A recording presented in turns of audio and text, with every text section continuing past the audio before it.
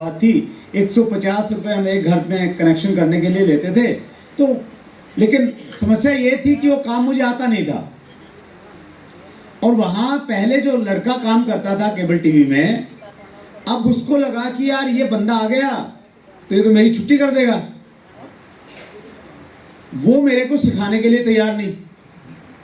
और केबल वाले काम में क्या रहता है कि आप केबल बिछाते हैं, बीच बीच में एम्पलीफायर लगाते हैं सिग्नल को बढ़ाने के लिए।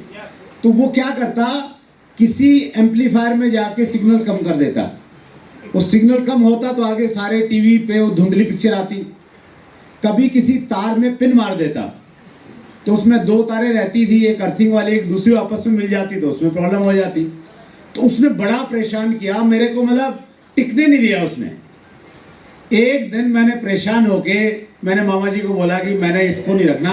बोले तू कैसे करेगा? मैंने कहा मैं अकेला कर लूँगा, खुद कर लूँगा। केबल की मुझे कोई समझ नहीं। ये सीखा था कि बच्चों को कैसे पढ़ाना है, संस्कृत सीखी थी, वो सब से कोई लेना देना नहीं था उस चीज़ का। लेकिन मैंने उस काम को सीखा और इस लेवल पे सीखा क्योंकि कुछ करना चाहता था। 2-3 साल के अंदर अंदर मेरा जो केबल टीवी का नेटवर्क था वो शहर में मेरी गिनती अच्छे केबल ऑपरेटर में होने लगी। पैसा भी आने लग गया, खूब प्रॉफिटेबल काम था। लेकिन उसके बावजूद भी मजा नहीं आ रहा था। आप में से कुछ लोग हैं ऐसे हमारे बीच में जो पैसा तो कमा रहे हैं लेकिन मजा नहीं आ रहा है। कितने लोग हैं जिनको मजा नहीं आ रहा है? जिंदगी चल रही है, ठीक है, लेकिन मजा नहीं आ रहा है। ईमानदारी से हाथ खड़ा करें। बहुत बढ़िया। मैं बिल्कुल आपकी कैटेगरी में ही था। मुझे मजा नहीं आ रहा था। और बहुत बार हमें कारण मालूम नहीं होता मजा क्यों नहीं आ रहा है, और बहुत बार मालूम भी होता है मजा क्यों नहीं आ रहा है। कुछ लोगों को मजा इसलिए नहीं आ रहा क्योंकि उनके बॉस की नाक टेढ़ी रहती है हमेशा। हेलो। कुछ के दूसरे कारण है। मेरा कारण ये था कि केबल टीवी के बिजनेस में मुझे 2 समस्याएं थी। पहली समस्या ये थी कि उस काम में टाइम फ्रीडम नहीं था। क्या नहीं था? टाइम फ्रीडम नहीं था। दिन रात काम करना पड़ता। दिन में भी करते थे, नहीं अगर तार बिछानी किसी रोड पे, दिन में ट्रैफिक रहता, रात को बिछानी पड़ती थी। रात को मैच चल रहा है, किसी का केबल खराब हो गया, लोग रात को घर पे आ जाते थे कि भैया अभी ठीक करके आओ। तो एक तो प्रॉब्लम ये थी कि अपना सेल्फ का टाइम नहीं था, और दूसरी प्रॉब्लम ये थी उससे भी बड़ी कि वहां पे लोग रिस्पेक्ट नहीं करते थे, मान सम्मान नहीं था। जिस एरिया में मेरे केबल के कनेक्शन थे उस एरिया से अगर मैं गुजर रहा होता किसी अपने पर्सनल काम से भी, लोग पीछे से मुझे आवाज लगाते थे और कहते थे केबल वाले। क्या कहते थे? केबल वाले। और कोई ऐसी आवाज जो आपको पसंद नहीं है तो आप उसको क्या करते हो? इग्नोर करते हैं, अनसुना कर देते हैं। तो मैं भी उसको इग्नोर करता, ये सोच के कि सुना ही नहीं, आगे बढ़ता। तो फिर वो जोर से चिल्लाते केबल वाले भैया। पूरी कॉलोनी को मालूम चल जाता कि भैया केबल वाला जा रहा है यहां से। और वो चिल्लाते इसलिए नहीं थे कि घर पे चाय ठंडी हो रही है, वो चिल्लाते इसलिए थे ताकि वो अपनी शिकायतों का पिटारा मेरे ऊपर में फेंक सके। वो कहते थे भैया आपका केबल ठीक नहीं चलता, आपका वो चैनल तो ठीक चलता है नहीं, आप पुरानी फिल्में लगा देते हो। तो अजीब अजीब सी शिकायतें लोग करते थे।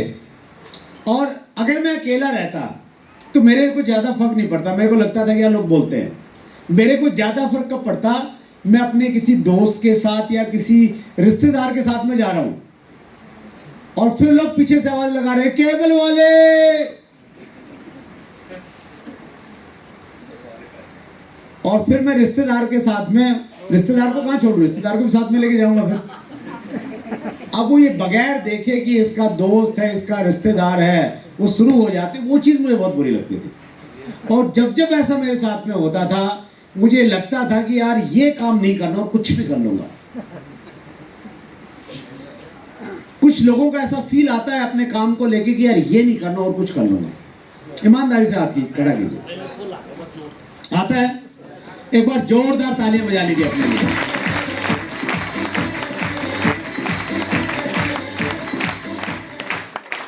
बहुत सारे लोग आदी हो जाते हैं उस माहौल के, फिर उस माहौल के इतने आदी हो जाते हैं कि फिर उसी में रहते हैं। हेलो। लेकिन अगर आपको परेशानी होती है उस प्रकार के माहौल में, उस प्रकार की बातों से, तो ये मान के चलिए कि ऊपर वाले ने आपके लिए कुछ बहुत बड़ा प्लान कर रखा है।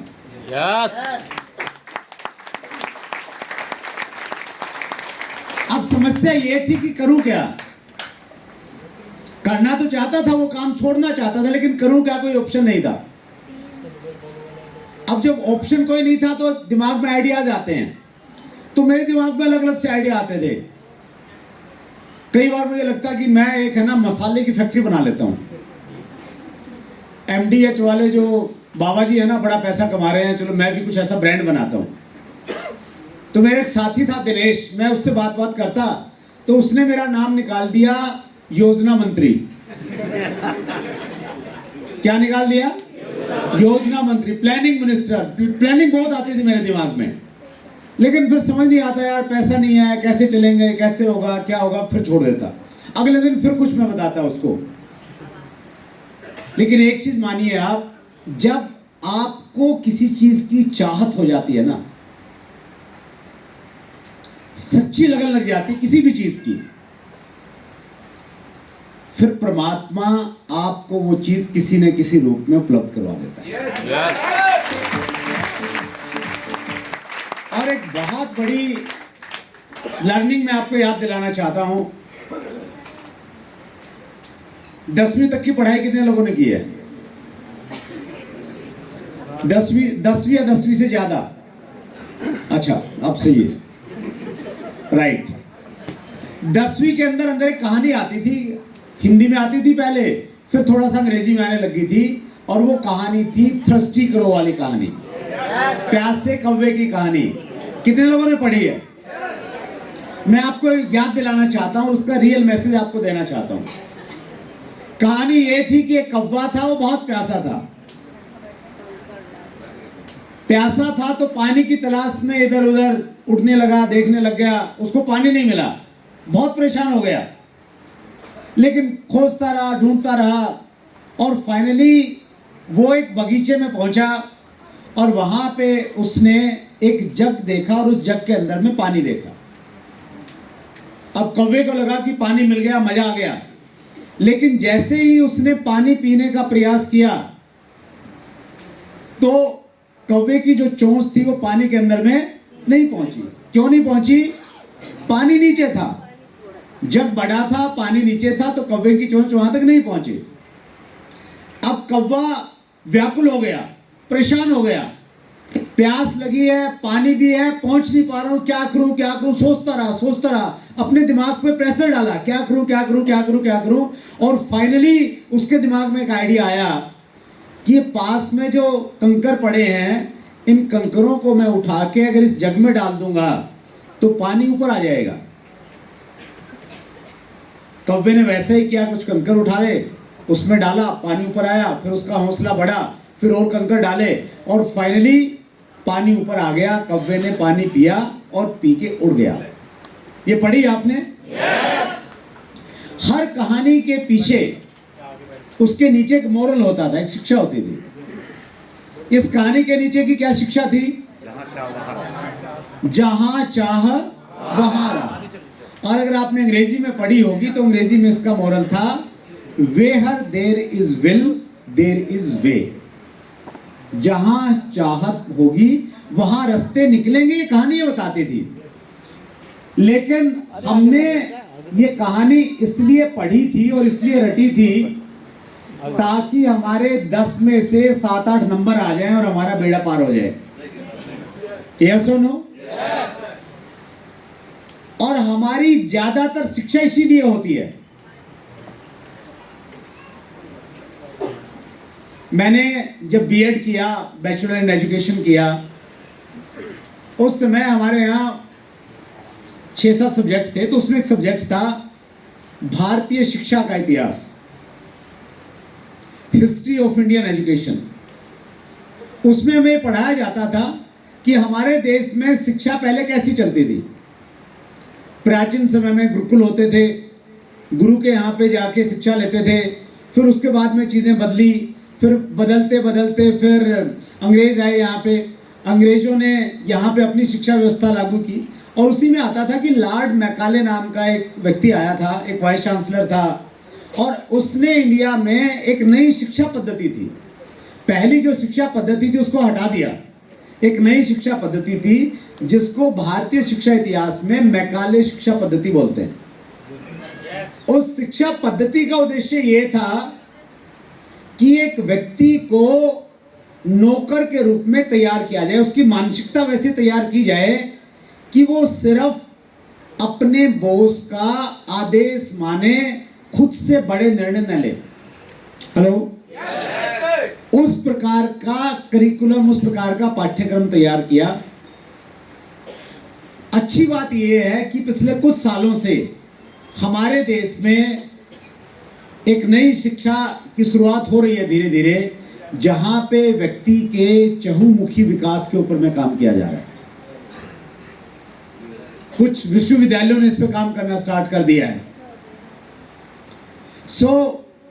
लॉर्ड मैकाले ने ऐसी शिक्षा व्यवस्था दी कि जिससे बच्चे इसलिए पढ़ें कि नंबर लेने हैं। क्या लेने हैं? शिक्षा नहीं लेनी, क्या लेने हैं? नंबर लेने हैं। तो नंबर लेने के चक्कर में शिक्षा क्या है, मोरल क्या है, वो हम सब भूल गए। ये कहानी और ऐसी कई तरह की कहानी है। अगर उनकी शिक्षा आज भी सार्थक है, आप उनको अपनी जिंदगी में अपना लें।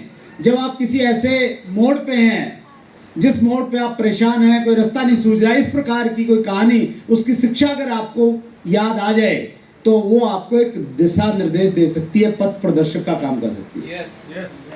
और उस समय जब मैं चाह रहा था कि मैंने केबल का काम नहीं करना है, बिजनेस करना है, पैसे कमाने हैं, ऐसा काम करना है जिस काम में टाइम फ्रीडम हो, जिस काम में पैसा हो, ऐसा कोई काम करना है, उसी समय चूंकि ये मेरी बर्निंग डिजायर बन गई थी, चाहत बन गई थी, उसी समय भगवान ने मेरे दोस्त को मेरे पास में भेजा और मेरे दोस्त ने कहा कि आज शाम को मेरे घर पे आइए, आपसे खास बात करनी है। और मैं उनके घर पे गया, और जब मैं उनके घर पे गया तो मैंने देखा वहाँ पे 3-4 लोग और बैठे हुए थे और एक सज्जन कहीं दूर से आए हुए थे। और उस सज्जन ने एक पेपर लिया और हमें बोला कि आप ध्यान से मेरी बात को सुनिए, मैं आपके 10 मिनट लूँगा। और उन्होंने पेपर के ऊपर में 3 शब्द लिखे ऐसे, RCM, राइट कॉन्सेप्ट मार्केटिंग।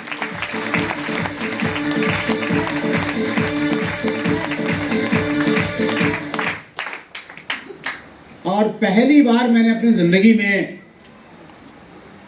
ये जाना कि सामान खरीदने के 2 तरीके हो सकते हैं।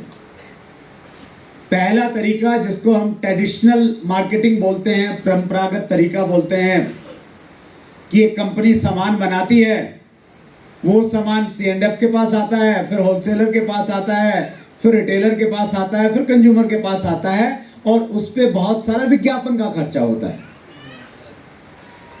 ये 2001 में मुझे मालूम चला कि एक तरीका है। और दूसरा तरीका है जिसको बोलते हैं डायरेक्ट सेलिंग, जिसमें कंपनी से सीधा सामान ग्राहक तक पहुंच जाता है, न विज्ञापन पे खर्च होता है, न मिडल मैन पे खर्च होता है, और जो पैसा उनको देना होता था वही पैसा कंपनी अपने डायरेक्ट सेलर्स को, अपने डिस्ट्रीब्यूटर को देने लग जाती है। जब आप इसको सुनते हैं, इस आइडिया को सुनते हैं, इस कॉन्सेप्ट को सुनते हैं, आपको कैसा लगता है? अच्छा लगता है। अच्छा लगता है? कितने लोगों को अच्छा लगता है? मुझे भी बहुत अच्छा लगा। मुझे लगा कि ये तो बहुत जोरदार चीज है।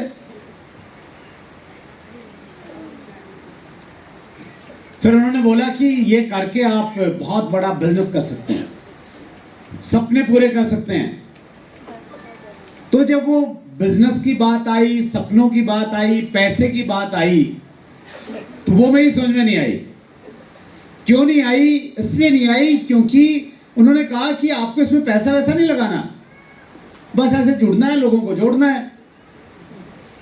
मैंने कहा जुड़ने जोड़ने से कैसे पैसा आ जाएगा? कैसे सपने पूरे होंगे, कैसे आगे बढ़ेंगे।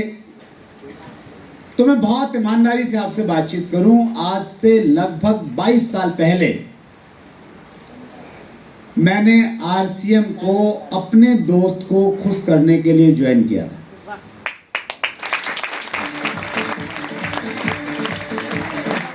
आप में से कितने साथी हैं जिन्होंने किसी को ओबलाइज करने के लिए, खुश करने के लिए, किसी का मान रखने के लिए ज्वाइन किया था? पहली फीलिंग यही थी बस। अच्छा, कुछ ऐसे भी हैं जिन्होंने किसी से पिंड छुटाने के लिए किया था। कुछ है, एक बंदा पीछे लग रहा था, कर ले कर ले कर ले, आपने बोला ले कर लिया, अब तो छोड़ेगा। आपने कैसे भी किया, पिंड छुटाने के लिए किया, किसी को खुश करने के लिए किया, वो इंपॉर्टेंट नहीं है। इंपॉर्टेंट ये है, जब तक आप आरसीएम को करेंगे तब तक कुछ नहीं होगा, लेकिन जिस दिन आरसीएम आपके अंदर में उतर जाएगा और ये अंदर से कुछ करवाने लग जाएगा, उस दिन बहुत कुछ हो जाएगा।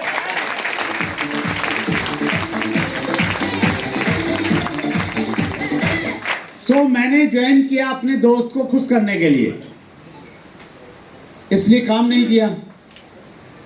और आदमी जब काम नहीं करता है, उस समय भी एक काम जरूर करता है, नए काम करने के बहाने बनाता है।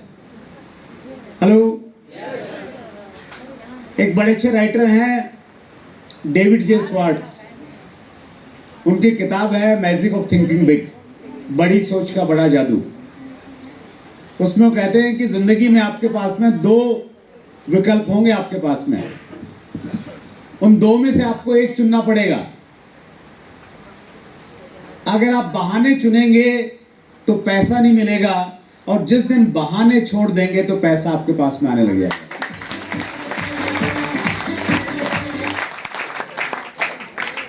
बहुत सारे लोग आज मीटिंग में पता क्यों नहीं आए? क्या किया उन्होंने? बहाने बनाए।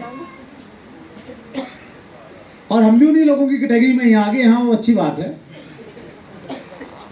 लेकिन हम भी खूब बहानेबाज आदमी हैं। रॉबर्ट टी कियोसाकी लिखते हैं, आपने बहाने बनाने छोड़ दिए तो फिर पैसा भी आएगा, और हर वो चीज जो आप जिंदगी में चाहते हो आपको मिलती चली जाएगी। तो शुरुआत में 3 महीने मैंने खूब सारे बहाने बनाए, लेकिन मेरी अपलाइन ने मेरे लिए सबसे अच्छा काम किया, ज्वाइनिंग करवाने से भी ज्यादा अच्छा काम किया, वो ये कि वो जबरदस्ती करके मुझे इस प्रकार की मीटिंग में लेके आ गए। मैं भी पधारा नहीं था, पधरवाया गया था। पीछे लगा रहा मेरा प्लान, एक बार एक मीटिंग में चल पड़, एक बार चल पड़। तो मैं आया तो इसलिए था कि चलो छोड़ दूंगा, बोलूंगा भैया चल पड़ा, अब तो पेन छूटा। वो कहावत है ना कि नमाज छोड़ने गए थे, रोजे गले पड़ गए, तो ऐसी कुछ कहावत है। तो गया तो आया तो मैं इसलिए था कि चलो यार बोल दूंगा भाई अब तो मीटिंग में अटेंड कर दे, अब तो पीछा छोड़ दे। लेकिन जब मैं यहाँ पे आया, ऐसे माहौल में आया, बैठा, देखा सारी चीजें, मैंने 2-3 चीजें देखी, नोटिस की, जिन्होंने मुझे आरसीएम करने के लिए प्रेरित किया। पहली चीज ये देखी कि मेरे जैसे बहुत सारे लोग इसमें काम कर रहे थे और अच्छा पैसा बना रहे थे।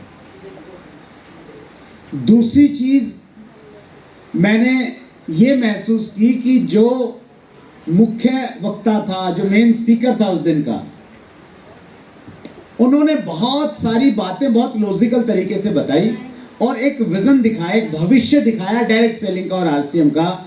उनकी बातों के लॉजिक ने मुझे सोचने पे मजबूर किया और मुझे लगा कि नहीं, मुझे ये काम करना चाहिए, और मैंने नहीं किया तो शायद मैं जिंदगी में पिछड़ जाऊंगा, ऐसा एक फील आया मेरे अंदर में। दोस्तों, आज से 22 साल पहले इसी प्रकार की एक मीटिंग मेरी जिंदगी का टर्निंग पॉइंट बनी। मेरा अनुभव ये कहता है ठीक उसी तरह से आज की ये मीटिंग, आज की ये तारीख 3 मार्च 2024 बहुत सारे लोगों की जिंदगी में एक बहुत बड़ा टर्निंग पॉइंट बनने जा रही है।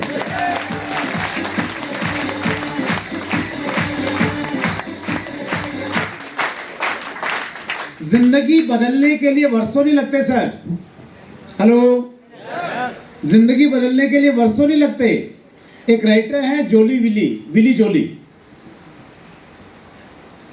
वो लिखते हैं कि आपकी जिंदगी 60 सेकंड में बदल सकती है।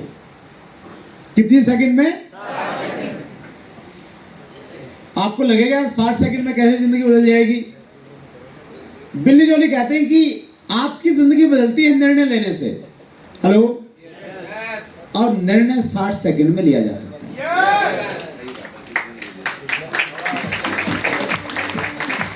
आप यहां पे आए, आने के बाद में आप हालांकि बैठे यहां 2-3 घंटे आप बैठे, सारी चीजें आपने देखी, लेकिन बाद में निर्णय लेना है कि आज के बाद करूं, छोड़ दूं, करूं तो कितनी कमिटमेंट के साथ करूं। ये निर्णय लेने में कितना टाइम लगेगा सर? 60 सेकंड। 60 सेकंड में आप ये निर्णय ले लेंगे। यस और नो? तो आज से 22 साल पहले ऐसी ही एक मीटिंग के बाद मैंने निर्णय लिया कि आज के बाद मैं आरसीएम को पूरी जान से करूंगा, पूरी दिल से करूंगा और बिल्कुल अच्छे तरीके से करूंगा। जोश आ गया, एकदम फुल एनर्जी, गुब्बारा फूलने वाला है आपका व्यास। तो खूब एक्साइटमेंट, और उस एक्साइटमेंट के साथ में अपलाइन ने बोला था कि लिस्ट बनाओ, तो मैंने लिस्ट पे कुछ ज़्यादा बनाई नहीं, अपने 5-4 रिश्तेदारों को कॉल वॉल किए। और बड़ा इंटरेस्टिंग इंसिडेंट बताता हूँ आपको। रिकॉर्डिंग कर रहे हैं, मरवाएंगे।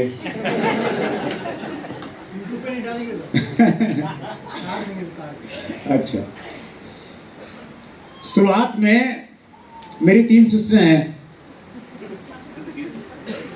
तीनों की शादी हो चुकी थी।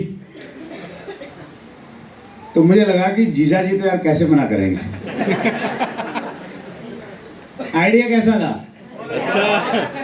आपके दिमाग में भी ऐसे ही फालतू के आइडिया आते हैं? आते हैं ऐसे ही। मतलब हमारे रिश्तेदार हैं यार, वो तो क्यों मना करेंगे, वो हमारी भलाई चाहते हैं, हमारे लिए अच्छा चाहते हैं, तो जो मैं कहूँगा वो कर लेंगे।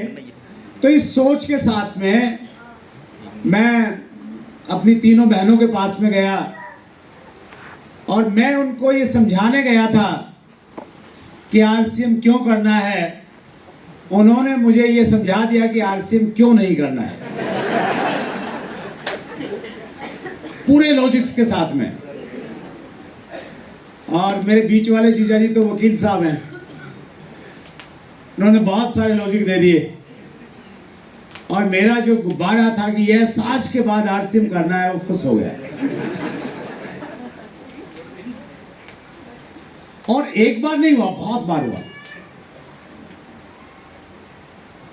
आज आपको लगता है कि भाई ये तो ऐसे डायमंड बन गए होंगे, ऐसे नहीं बने सर। उसी प्रोसेस से गुजरे हैं जिस प्रोसेस से आप गुजर रहे हैं। डायमंड इसलिए बन गए कि हमने उस प्रोसेस को छोड़ा नहीं बीच में, हम चलते चले गए, चलते चले गए, चलते चले गए, तो यहां पहुंच गए। ज्यादातर लोग क्या करते हैं, उस प्रोसेस में को बीच में छोड़ देते हैं, हार मान लेते हैं। यस और नो? सो मेरे साथ एक और दिक्कत थी शुरुआत में। मामा जी ने भी मेरे को बोला था कि भाई आप ये केबल का काम नहीं कर सकते, इतने संकोची हो, शर्मीले हो। तो वो मेरा स्वभाव था, उसकी वजह से मुझे बहुत समस्या आती थी। शुरुआत में मैं बड़ा एक्साइटेड होकर किसी से मिलने के लिए जाता, ये सोचते हुए जाता कि उसको प्लान दिखाऊंगा, फिर उसे ज्वाइन करवाऊंगा, किट विट साथ में लेके जाता था, फिर उसकी लिस्ट बनाऊंगा और मुंगेरी लाल की तरह सोचते हुए जाता था, फिर उसको रॉयल्टी में लेके जाऊंगा। सब सोच के जाता और जाने के बाद में चाय पी के वापस आ जाता। बहुत बार हुआ मेरे साथ में। सामने वाला पूछता भी, इसे किस लिए आए थे?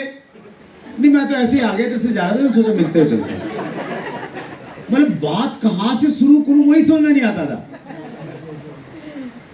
कई बार ये लगता है कि नहीं आज इसका मूड ठीक नहीं है, फिर आऊंगा। कई बार बात शुरू करने होता, उसका कोई पड़ोसी आ जाता, फिर लगता है कि नहीं आज ठीक नहीं है, फिर करूंगा। तो बहुत बार ऐसा रहा, इतना एजिटेशन था मेरे अंदर में। लेकिन उसके बावजूद भी मैं अगर यहाँ पे हूं तो सिर्फ इसलिए हूं क्योंकि मैंने आरसीएम की संगत को नहीं छोड़ा, इस प्रकार की मीटिंग्स में लगातार आता रहा। उस समय कैसेट आती थी, लगातार कैसेट सुनता रहा। जो किताबें अपलाइन बताते थे वो किताब में पढ़ता गया, और लगातार चलते रहने का परिणाम है कि आज मेरे पास ये डायमंड की पिन है।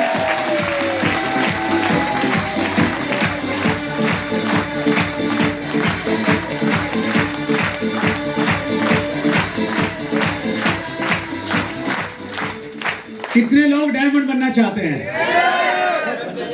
एक्साइटेड हैं? बहुत बढ़िया।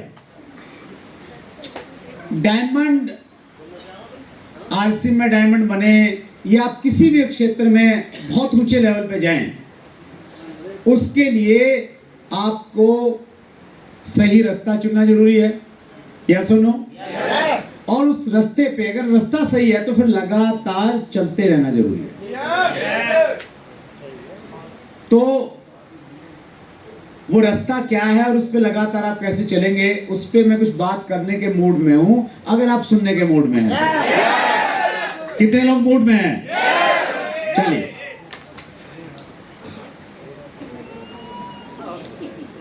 जो लोग पहली बार हैं वो बड़े कंफ्यूज हो गए कि अरे डायमंड क्या होता है। हेलो, आरसीएम में डायमंड एक ऐसा लेवल है जहां पहुंचने के बाद आपकी हालत वैसी होती है जैसे आपके हाथ में अलादीन का चिराग आ गया।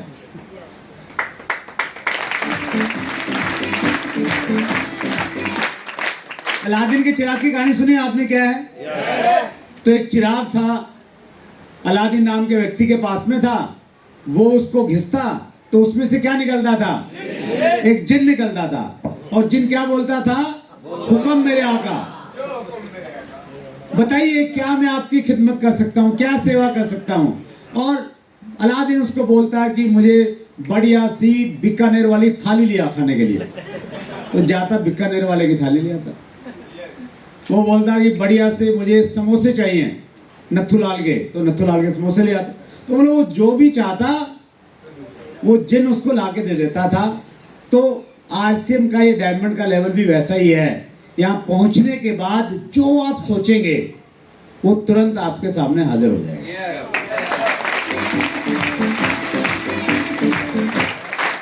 चाहे वो गाड़ी है, वो बंगला है, वो शोहरत है, वो जो भी है, जो भी चाहोगे वो सब मिल जाएगा। अब बताइए कितने लोग डायमंड बनना चाहेंगे? चलिए, अब डायमंड कैसे बनना है उसके बारे में थोड़ा बातचीत करेंगे। कुछ स्टेप बाय स्टेप में आपसे बातचीत करता हूं, राइट? अंग्रेजी में एक शब्द है जिसको हम बोलते हैं विजन।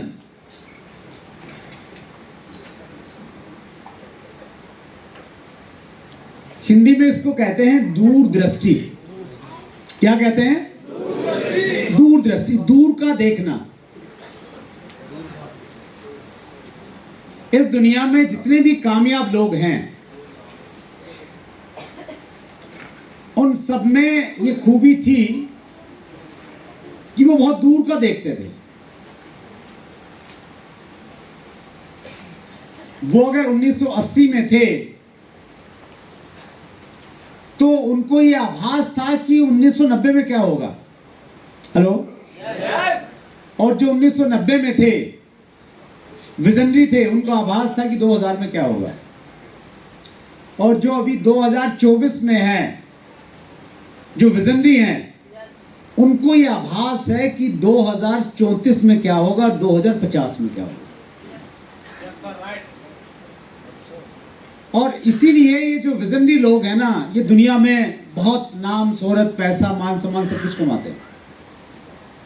आप थोड़ा सा अगर पढ़ाई करेंगे तो आपको ये मालूम चलेगा, अध्ययन करेंगे तो ये मालूम चलेगा कि 1970 से 1980 का जो दशक था, जो 10 साल थे, उन 10 सालों में अगर कोई व्यक्ति प्लास्टिक के काम से जुड़ गया, वो करोड़पति बन गया। हेलो? क्योंकि उस समय प्लास्टिक नहीं था, जानता ही नहीं था प्लास्टिक क्या होता है। क्या था उस समय? स्टील था, लोहा था, ये सारी चीजें थी।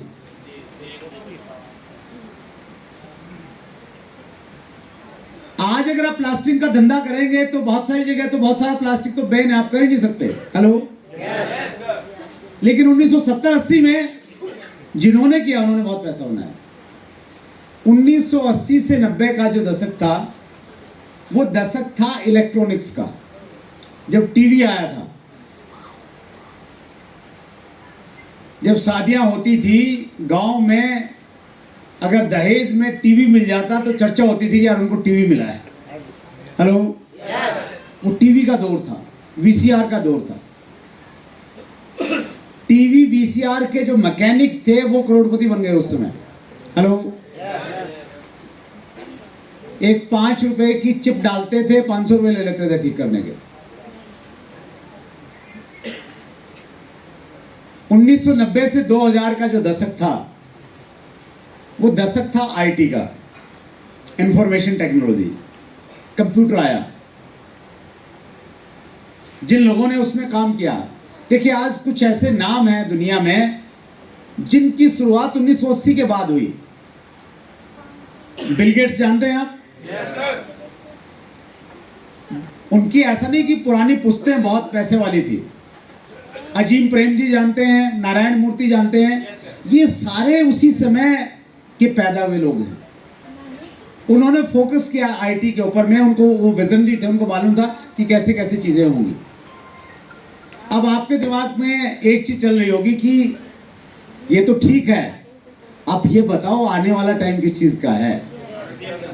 हमारे देश में लोग भविष्यवाणी में बड़ा विश्वास करते हैं।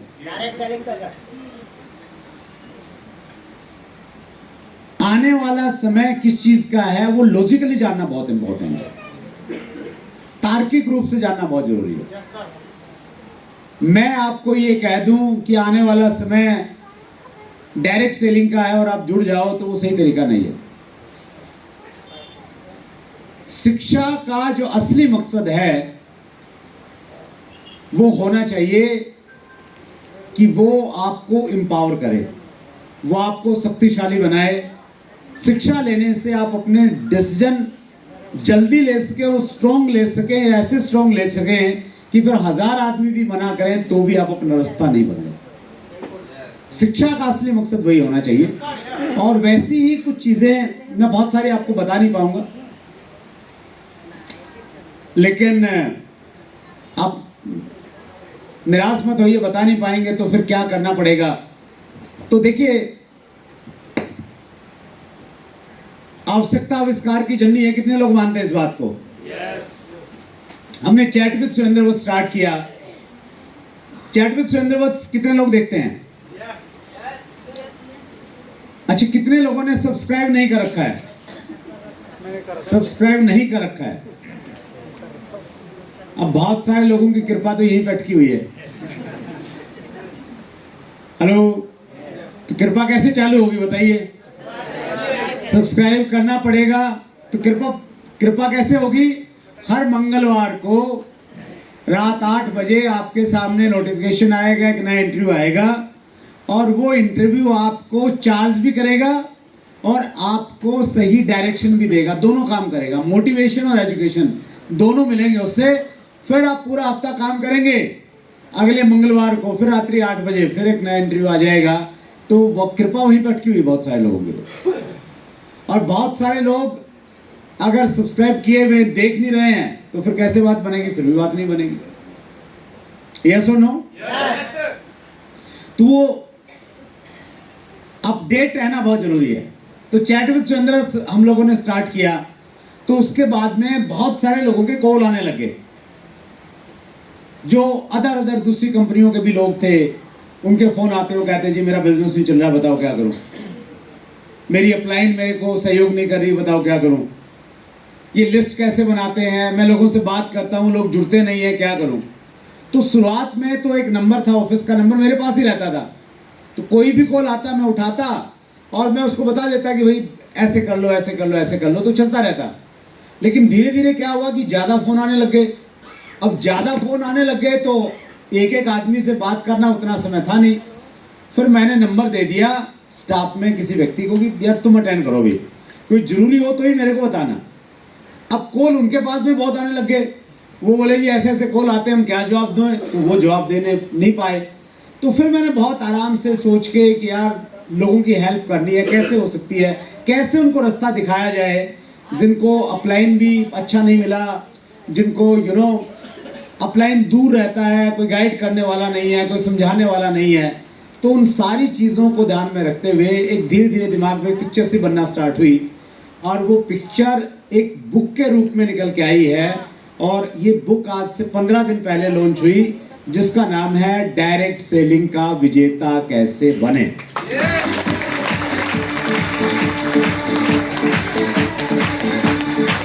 और इस बुक को कितना पूरी इंडस्ट्री ने पसंद किया।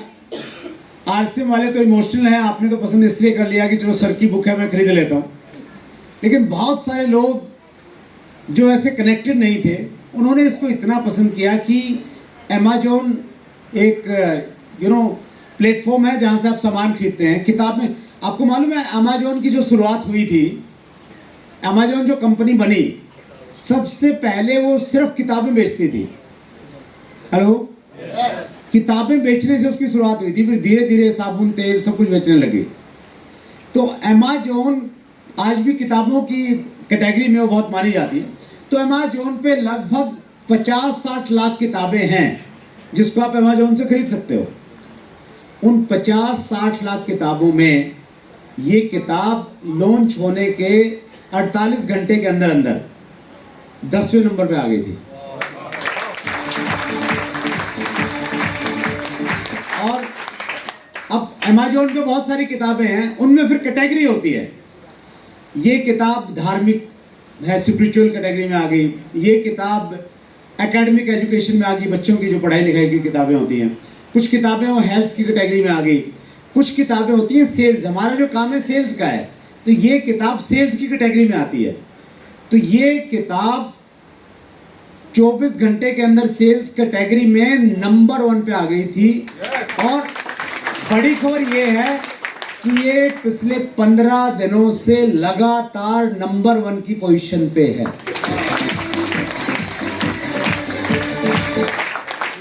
तो लोग इसको इतना प्यार दे रहे हैं, इतना उनको अच्छा लग रहा है। और कल मैं हालांकि देखिए जिंदगी में सीखना बहुत इंपॉर्टेंट है साथियों। आप में से बहुत सारे साथी आप आए हैं, बाहर कुछ पैसा भी लगा होगा, आपको शायद लगा होगा कि यार ये पैसा ज़्यादा है, आप शायद अफोर्ड नहीं कर पा रहे। बहुत बार ऐसी स्थितियां होती हैं, समय भी लगाया आपने, लेकिन जिंदगी में आगे बढ़ने का तरीका यही है, बगैर सीखे आप नेक्स्ट लेवल पे नहीं जा सकते। मैंने किताब लिखी, इतने सारे लोग पढ़ भी रहे हैं, उसके बावजूद मैं पिछले 3 दिन से जिम कॉर्बेट में था, रामनगर में। लोगों को सिखा नहीं रहा था, अपितु सीख रहा था। एक ट्रेनिंग चल रही थी और मैं आपकी तरह डायरी पेन लेके उधर बैठा था। 3 दिन तक लगातार, सुबह से लेकर रात तक। सब्जेक्ट था कि अपने पोटेंशियल को, अपने पीक पोटेंशियल पे कैसे पहुंचे। हमारे अंदर की जो क्षमताएं हैं, उन अक्षमताओं का अधिकतम उपयोग कैसे करें।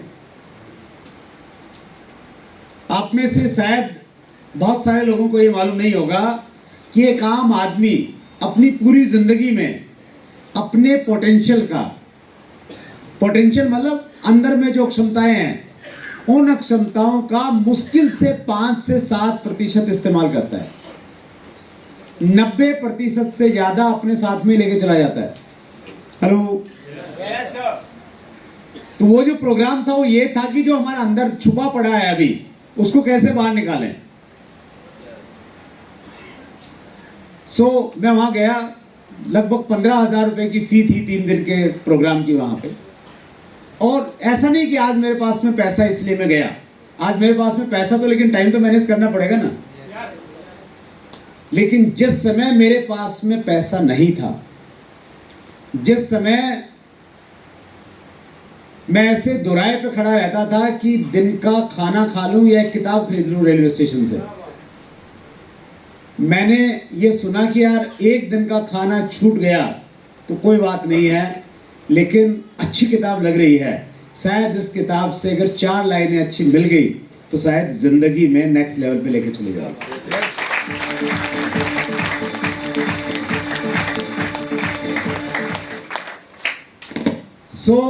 उस समय मैंने किताबें पढ़ी, उस समय मैंने ट्रेनिंग अटेंड की। मैंने शिव खेड़ा जी का एक प्रोग्राम अटेंड किया था। शिव खेड़ा जी का नाम सुना आपने? 4 दिन का प्रोग्राम था उनका। मेरे पास में बहुत ज़्यादा पैसा नहीं था, 40,000 रुपया मैंने पे किया उनके 4 दिन के प्रोग्राम। तो ये मैं आपको इसलिए कहना चाह रहा हूं कि अगर आपने वाकई आप सीरियस हैं जिंदगी में आगे जाने के लिए, आगे बढ़ने के लिए, जिस लेवल पे आप हैं आज, आपका लेवल मान लेते हैं, आपका लेवल है ईगल। ईगल का लेवल आपने इसलिए पहुंचा, आपके पास कुछ जानकारी इंफॉर्मेशन है, वो आपको ईगल तक लेके आ गई। अगर आपने ईगल से ऊपर जाना, विनर बनना है, तो उन इंफॉर्मेशन से बात नहीं बनेगी। शायद आपको अपनी इंफॉर्मेशन, अपनी स्किल्स को बढ़ाएंगे तो आप विनर पे चले जाएंगे, और विनर पे जाने के बाद में फिर आपको कुछ अपनी स्किल्स को थोड़ा और दुरुस्त करना पड़ेगा और थोड़ा शार्पन करना पड़ेगा। वो फिर आपको रॉयल्टी, टेक्निकल और अगले लेवल पे लेके चली जाएंगे। सहमत है आप मेरी बात से? हम बातचीत कर रहे थे बुक्स की। किस टॉपिक से शुरुआत किया था हमने? विजन की बात करते करते हम लोग आ गए थे शिक्षा का असली मतलब। हाँ जी, शिक्षा का असली मतलब।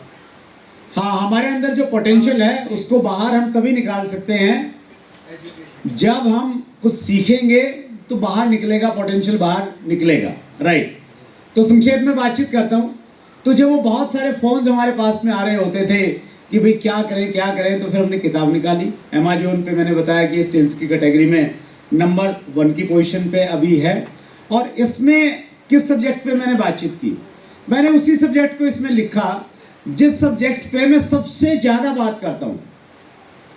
पिछले 22 सालों में मैंने अगर किसी चीज़ पे सबसे ज़्यादा बात किया है तो वो बात किया है 6 बेसिक्स के ऊपर में।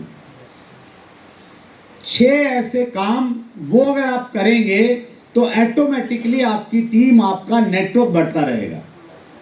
और इस बुक में 6 बेसिक हैं, 6 चैप्टर तो 6 बेसिक के हैं। उसके अलावा एक टॉपिक है विजन का, और एक टॉपिक है सही कंपनी का चुनाव कैसे करना चाहिए। वो टोटल 8 टॉपिक हैं। तो विजन का इसमें पूरा एक डिटेल टॉपिक है, और इस टॉपिक में हमने डिटेल से बातचीत किया है कि डायरेक्ट सेलिंग हमारे देश में क्यों चलेगी। सबसे पहला टॉपिक यही है। इसमें आपको एक चार्ट दिखाई देगा, एक टेबल है एक्चुअली। वो टेबल आपको ये बताएगी कि हमारी जो स्थिति है पूरी दुनिया में डायरेक्ट सेलिंग की, वो ये है कि हमारा स्थान 12वां है, अमेरिका पहले नंबर पे है। और इसी में लॉजिकली आपको ये भी जानने को मिलेगा कि 2050 के लगभग हम दुनिया में पहले नंबर पे पहुंच जाएंगे और $1 मिलियन का कारोबार डायरेक्ट सेलिंग इंडस्ट्री करने लगे।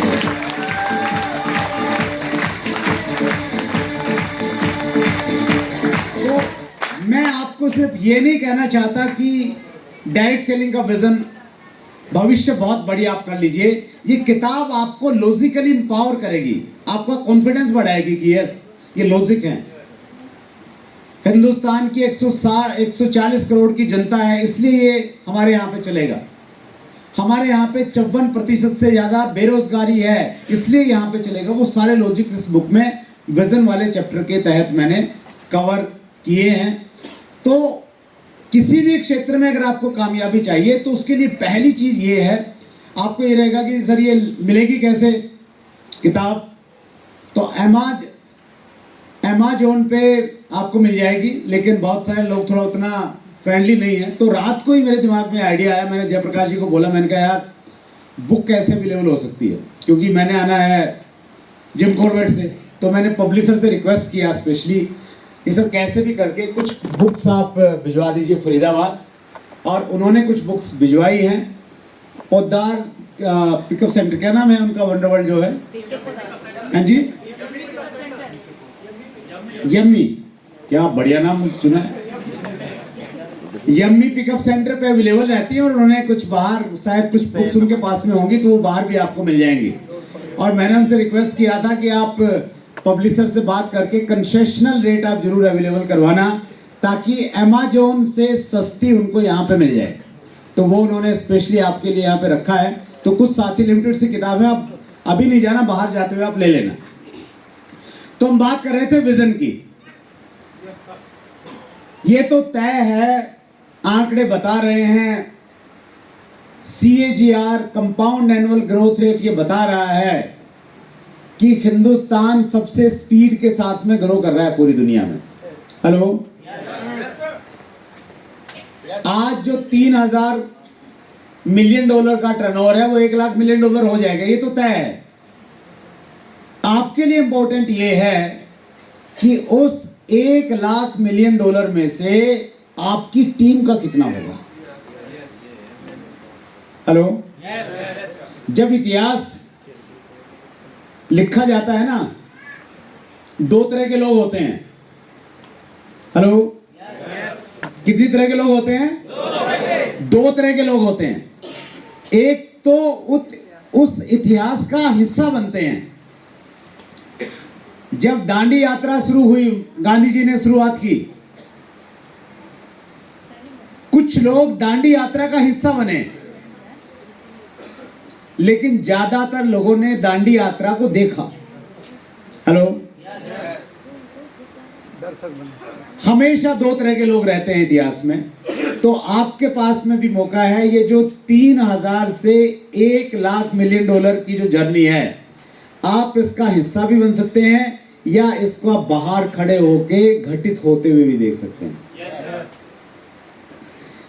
आदरणीय BC छाबड़ा जी एक चीज बोलते हैं कि जिंदगी अगर मौका दे तो दर्शक नहीं खिलाड़ी बनना चाहिए। कितने लोग खिलाड़ी बनना चाहते हैं? खिलाड़ी बनने के लिए क्या करना पड़ेगा? खेलना पड़ेगा, फील्ड में उतरना पड़ेगा, यस और नो? अब फील्ड में उतरते समय आपने किन चीजों का ध्यान रखना पड़ेगा, उसके लिए आते हैं 6 बेसिक्स। 6 काम अगर आप सही से कर लेंगे फील्ड में, तो ऑटोमेटिकली आपका बड़ा नेटवर्क बनने लग जाएगा। इसको बोलता हूं मैं 6 basics equal to big network. By default बनेगा ये। H2O मतलब H2O मतलब पानी, देसी भाषा में अगर कहें तो H2O मतलब पानी। H2O बोल दिया तो मतलब पानी बोल रहे हैं। वो बहुत साइंटिफिक है, जैसे वो साइंटिफिक है उतना ही साइंटिफिक ही है। अगर आपने 6 बेसिक पे काम किया तो आपके नीचे बड़ा नेटवर्क बन जाएगा, बड़ी टीम ऑटोमेटिकली डेवलप होगी, आपको कुछ ज्यादा करने की जरूरत नहीं है। राइट? 6 बेसिक्स में पहली चीज तो ये इंपॉर्टेंट ये है कि जब तक आपका बेसिक स्ट्रॉन्ग नहीं होगा, आप बड़े काम नहीं कर सकते। आप अगर अच्छे बैट्समैन बनना चाहते हैं क्रिकेट में,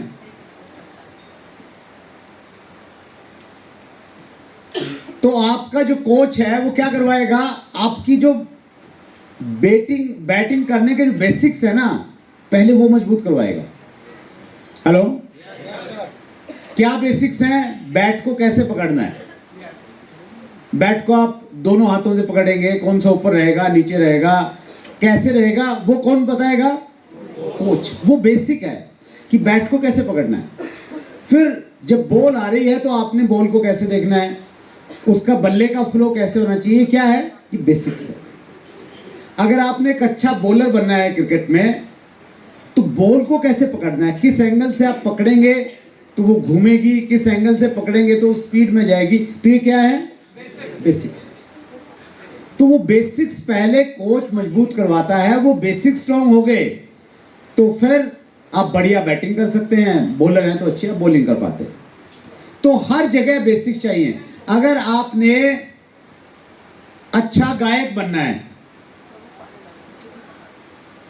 तो जो गायन के गुरुजी हैं वो क्या करवाएंगे, पहले बेसिक सिखाएंगे। और गायन के बेसिक क्या है, सारे गामा पाधानी सा, यस और नो। तो पहले वही चलता रहेगा कई महीनों तक। आप जा रहे हैं बस सारे गामा पाधानी सा ही चल रहा और कुछ नहीं चल रहा। आपके अंदर पेशेंस नहीं, आप परेशान हो जाएंगे, आप बोलेंगे सर कोई तो गाना वाना सिखाइए, क्योंकि उनको मालूम है कि ये सारे गामा पाधानी सा अगर सही से नहीं बोलने आया ना फिर आप कुछ नहीं बोल सकते। और ये अगर बोलने आ गया तो फिर आप कैसा भी गाना हो आपके सामने आप उसको अच्छे से गा पाएंगे, राइट। सो अगर आप डायमंड बनना चाहते हैं, आप बड़ी टीम बनाना चाहते हैं, टीम में बहुत सारे लीडर तैयार करना चाहते हैं, जितनी भी चीजें करना चाहते हैं वो तब होंगी जब आपका क्या मजबूत होगा, 6 बेसिक्स मजबूत होगा। और टीम को 6 बेसिक पे लाने के लिए एक ही तरीका है, खुद पहले 6 बेसिक का पूरी ईमानदारी के साथ में पालन करना, राइट। 6 बेसिक इस प्रकार से इनको डिजाइन किया गया है कि ये बहुत आसान है करने, इसमें कोई टिपिकल नहीं है, कोई रॉकेट साइंस नहीं है, इनमें कोई भी ऐसा स्टेप नहीं है जो आपको लगेगा कि यार ये तो बड़ा भारी भरकम है, मेरे से नहीं होगा। जैसे पहला बेसिक ये कहता है आरसीएम के उत्पादों का इस्तेमाल करें। मुश्किल है? हो सकता है? बिल्कुल हो सकता है। बस इतना सा करना है, आप आरसीएम में जुड़ गए हैं, आप सीरियस हैं। कितने लोग सीरियस हैं? हाथ खड़ा कीजिए प्लीज।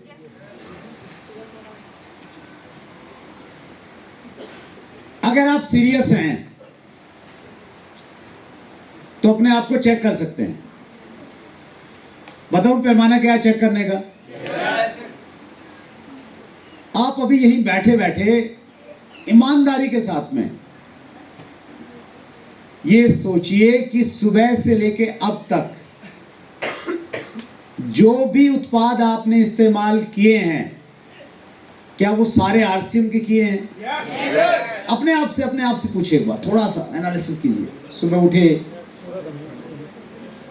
टूथ ब्रश किया तो ब्रश कौन सा था, पेस्ट कौन सा था, नहाए तो साबुन कौन सा था, तेल कौन सा था, क्रीम कौन सी लगाई, और अभी जो आपने पहना हुआ है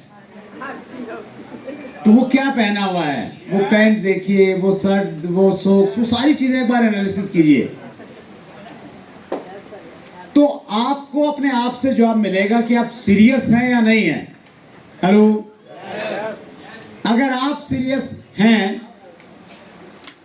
तो आपकी टीम सीरियस हो जाएगी। हेलो, और अगर आप सीरियस दिखने का नाटक कर रहे हैं तो आपकी टीम आपसे 2 गुना ज्यादा नाटक करेगी, राइट। तो पहला बेसिक सिंपल, कोई दिमाग नहीं लगाना, सिर्फ इतना करना है कि आज तक घर में जो सामान इस्तेमाल हो रहा था उस सामान को बाहर या तो पड़ोसी को दे दो। हेलो, पड़ोसी बोलेगा यार टूथपेस्ट तो किसी ने नहीं दिया आज तक, तू क्यों दे रहा है मुझे? तो आप बता सकते हैं कि सर मैं एक ऐसी कंपनी से जुड़ा हूं जो स्वास्थ्य रक्षा पे काम करती है। हेलो, किस पे काम करती है? स्वास्थ्य रक्षा पे काम करती है। सारे प्रोडक्ट हमारे पास में ऐसे मिल गए मुझे कि जो स्वास्थ्य पे बहुत अच्छे हैं। आपके यहाँ तो ये पुराने वाला टूथपेस्ट था तो मुझे लगा कि चलो मैं वर्मा जी को दे देता हूँ, शायद इस्तेमाल कर लेंगे। तो वर्मा जी पूछेंगे या नहीं पूछेंगे कि भैया कैसा प्रोडक्ट है, क्या है? यस और नो? तो आपने बस पहला लॉजिक यही करना है सर, बिल्कुल आराम से काम का आपने ये करना है, घर पे सारा सामान आरसीएम का इस्तेमाल करने लग जाए बस। महिलाएं हमारे बीच में हैं, मातृशक्ति। आपके लिए थोड़ा सा मुश्किल रहता है, बहुत बार तो प्रोडक्ट मिल नहीं पाते, मिलते हैं तो फिर ये रहता है कि मेरी पसंद का कलर नहीं मिला, कलर का सूट मिल गया तो फिर चुन्नी नहीं मिली। तो देखो उस कैलकुलेशन में अगर आप रहेंगे तो फिर बहुत ज़्यादा कुछ नहीं हो पाएगा। जो भी मिल रहा है वो एक वर्दी है, जैसे फौज की वर्दी होती है, डॉक्टर की वर्दी होती है, वैसे वर्दी पहन के अगर आप काम करेंगे तो फिर आप किचन में नहीं रहेंगे, फिर आप स्टेज पे आ जाएंगे।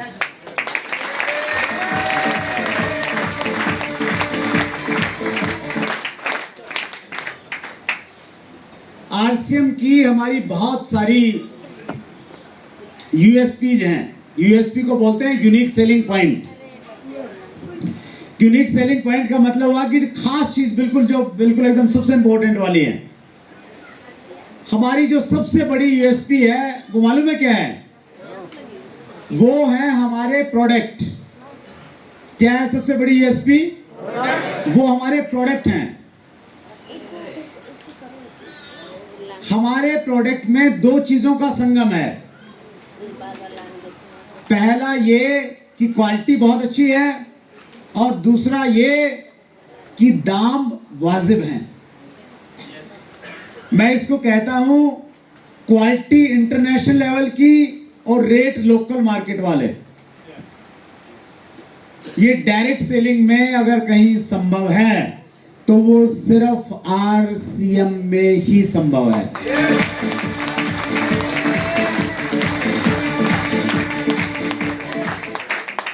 It happens only in RCM। ये जो दो चीजों का संगम है ना, कहीं नहीं मिलेगा सर आपको। आपको डायरेक्ट सेलिंग में ऐसी कंपनियां मिलेंगी जो आपको 300 रुपए का टूथपेस्ट देंगी। हेलो, लेकिन उस 300 रुपए की क्वालिटी का या उससे भी बढ़िया पेस्ट 60 रुपए में सिर्फ आरसीएम ही दे सकती है, बाकी जगह संभव नहीं।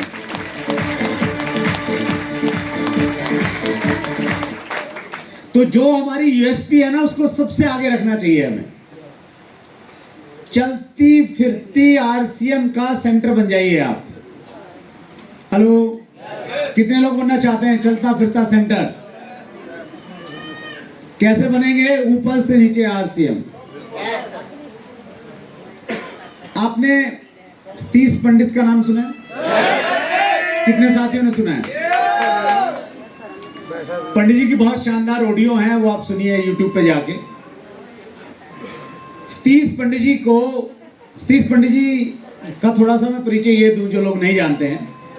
उन्होंने 2 नवंबर 2002 में आरसीएम ज्वाइन किया था।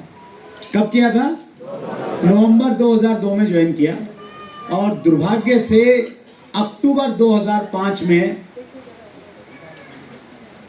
वो एक्सपायर हो गए। सिर्फ 3 साल काम किया, लेकिन 3 साल में उन्होंने ऐसा कुछ किया कि लोग आज उनकी एजुकेशन को फॉलो करते हैं, उनके कदमों पे चलने का प्रयास करते हैं। वो चाहते हैं कि मैं भी 3 साल में कुछ ऐसी टीम बनाऊं कि मेरे 20 साल के बाद भी मेरी टीम जिंदा रहे और मेरे घर में पैसा आए। पंडित जी के घर में आज भी आ रहा है। तो पंडित जी की घटना बता रहा हूं मैं प्रोडक्ट की, उसके ऊपर में। पंडित जी को मैंने ज्वाइन करवाया 2002 में। उस समय सिर्फ पैंट शर्ट 2 ही प्रोडक्ट आते थे। आज तो आपके पास में भरमार है प्रोडक्ट की, आपके नखरे रहते हैं। 10 अगर वंडर वर्ल्ड पे नहीं है तो आप नाराज हो जाते हैं कि यार प्रोडक्ट ही नहीं है। तो सिर्फ 2 प्रोडक्ट थे, पैंट शर्ट। मैं पंडित जी को सेंटर पे लेके गया। हमारे जो सेंटर रहते थे उस समय उनको बोलते थे पिकअप सेंटर नहीं, उसको बोलते थे आरडी, रीजनल डिस्ट्रीब्यूटरशिप बोलते थे, नाम था उसका, आरडी बोलते थे। तो मैंने पंडित जी को बोला कि पंडित जी 3 पैंट शर्ट लेनी है, बस आप अपनी पसंद से थोड़ा कपड़ा ले लो क्योंकि अभी ये ही पहनना है। पहले दिन बंदे को ज्वाइन करवा रहा हूं मैं, क्या बोल रहा हूं कि पंडित जी अपनी पसंद का ले लो, अब यही पहनना है। अब पंडित जी ने पहले तो ऐसे ही थे कि चलो यार दे दो, एक किट दे दो मुझे भी। तो जब मैंने बोला अपनी पसंद का ले लो, तो उन्होंने फिर उसको चेक किया। और चेक कैसे करते हैं हम लोग कपड़े को? ऐसे छू के करते हैं। और पंडित जी ने अपना एक्सपीरियंस अपनी एक ऑडियो में बताया है कि जापान के लोग, जापान वाले जो ना टेक्नोलॉजी में बहुत आगे हैं, जापान वाले ये रिसर्च कर रहे हैं कि हिंदुस्तानियों की 2 उंगलियों में ऐसा कौन सा सेंसर है जो कपड़े को छूते ही बता देता है कितने रुपए का होगा। तो पंडित जी ने भी उस सेंसर का इस्तेमाल किया और फिर थोड़ा सा नाक सी सिकोड़ी, क्योंकि कपड़े की क्वालिटी उनको उतना जमी नहीं। उस समय 1280 में 3 पैंट 3 शर्ट आती थी। पंडित जी ने कहा कि मैं तो रेडीमेड पहनता हूं, रेडीमेड नहीं है क्या? तो मैंने कहा नहीं जी रेडीमेड तो नहीं है, सिलवाना पड़ेगा।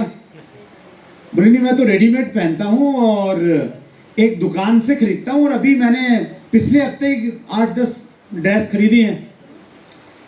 तो आप अगर वैसी जगह पे हो एज ए अप्लाइन, तो आप क्या करोगे?